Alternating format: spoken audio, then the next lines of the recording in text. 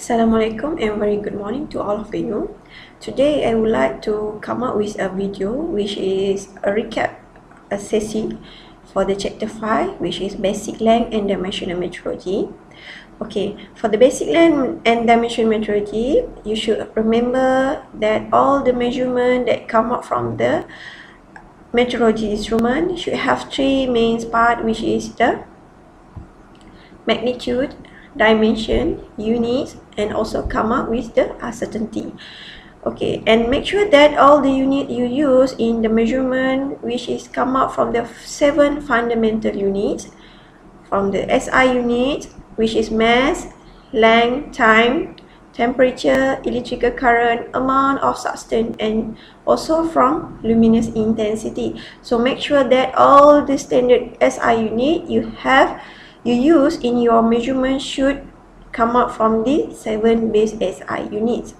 Okay, for dimensional measurement, okay, dimension of the instrument that we use in basic metrology are classified from 3 type of group, which is low resolution, which your device should have the resolution up to 0.25 mm, and then you also will find the instrument for the dimension metrology, which category from the medium resolution up to 0.025 mm, and also the very accuracy dimension instrument, which is high resolution device, which we always use in the unit of micron.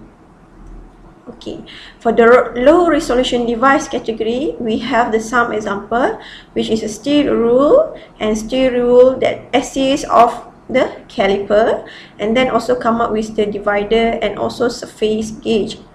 And for the medium resolution device, usually all the metrologists use the micrometer, vernier caliper, dye indicator, microscope, and also micrometer. So all of these elements, all of these sample of instrument, I believe that you have experience conduct in your lab session. Okay, for the high resolution device, usually we categorize the high resolution device under the advanced metrology instrument, which is the some of example, which are the gauge block, and then gauge block that assists with the mechanical comparator. This one is the mechanical comparator, electronic comparator, pneumatic comparator, and also for optical flex. Okay, during your measurement or during your inspection of the measurement, you will find some of error. This is 2 type of error, which is the systematic error and then the random error. What the difference between the systematic error and the difference between the random error is, for the systematic error, usually the error is come out from your instrument device, whether your instrument device is out of the calibration and maybe it have some of defect. So make sure that you confirm your measurement, you confirm your instrument device before you start your measurement. So another problem that contribute to the systematic error, we also is come up from the handling system, whether you are not well experienced for the handling the equipment. And then if you face the random error condition, usually for the random error condition is caused by the unpredictable change in experiment. For the example, unpredictable change in experiment usually is because of the environment condition, such as temperature environment, vibration, noise, and so on. Okay, for the length measurement, we have 2 categories of the length measurement, which is the linear and also angular. So for the linear measurement, usually we use metrology instrument, which is the steel rule and also linear vernier. But for the angular, usually we use the angle instrument that can measure the angle, which the example is the sine bar, angle gauge block, and also sine plate. Okay, this one is the example of the linear measurement, which I already told you before that we have two category of linear measurement instrument, linear vernier and also steel rule. Okay, for the steel rule, you have the very common experience. So this one is the example figure for the steel rule, which we have the resolution for the steel rule, and then this one is the linear vernier. Let's say you have the experience for the linear vernier caliper. Okay, the most important is the angular measuring device, which categorized as a angle gauge block, and then you also can use the bevel protector, and also you can use the sign plate device. Okay, for the our lab session, we already covered the bevel protector, and you have the experience to conduct the bevel protector.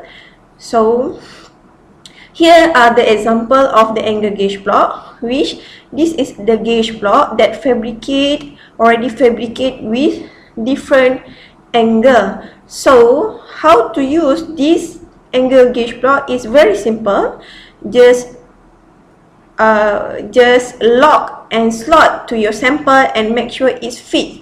If it's fit, so you know what the value of the angle based on angle gauge block that you use. If not fit, so make sure that you change to the other gauge block. Okay. This one is the sign bar plate. What is important to the sign bar plate? This is example of the principle or concept of the sign bar plate. This one is the workpiece. You put your workpiece on top the sign bar, and make sure that during the inspection, make sure that this line is parallel, straight to your eyes, and make sure that there are no angle during the inspection. So after you confirm that this line of the workpiece is parallel, so you can calculate the height that you sort out by using the standard gauge block. So how to calculate this angle?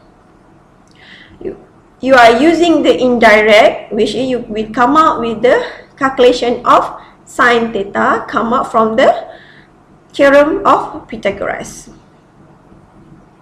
This one.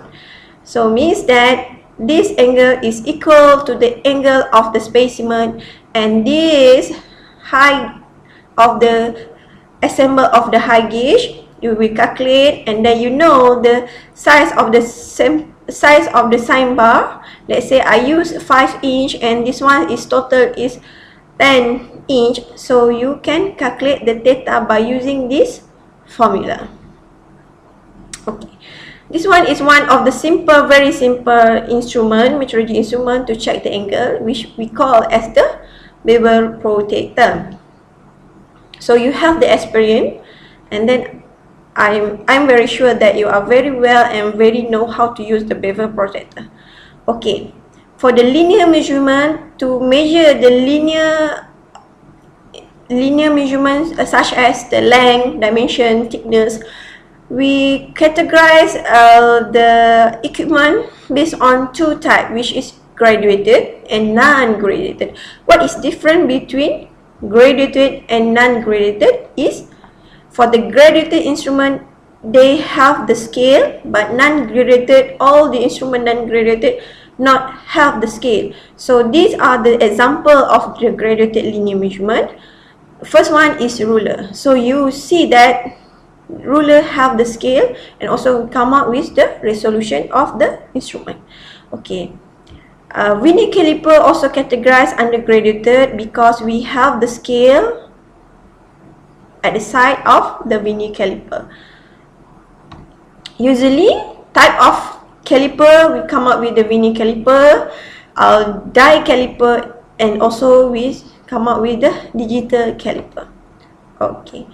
Vernier gauge or high gauge also we categorize under graduated linear measurement because the instrument have the scale. Okay. Micrometer also categorized under graduated. Even it is outside or inside micrometer, and also that micrometer also categorized under graduated because it have the scale at the instrument. Okay.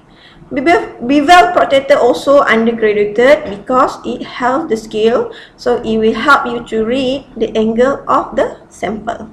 Okay, for the non-graduated linear measurement, there are two types of example, which is the caliper, or in Malay we call it a angkop vernier. How to use this angkop vernier? This one for the A is we call as the inside caliper, and then B we call at the outside caliper, because we measure the, let's say we have the bottle and then we want to measure the size of the bottle, so we use this type B, which is outside caliper. So the outside caliper we clamp outside the size of bottle, and then let's say you want to measure inside this bottle, so we need to use the type A caliper. So we will put the inside caliper inside the bottle. So now how to read the measurement? So we will transfer the caliper to the scale reading of the ruler. So now you know what size of the inside, outside by using the caliper. Okay, the last one is the gauge block. Gauge block I believe that you very familiar, because we already come up the process of the calibration, include caliper and micrometer by using this gauge block. So you already know that this gauge block is very standard size, it's very precise size that already fabricated by manufacturer. So even this gauge block are not have the scale, but it very precise, very precise in use for the measurement methodology. So that's all for today for recap session. So any problem, any question, you are allowed to come to see me for the consultation. Thank you.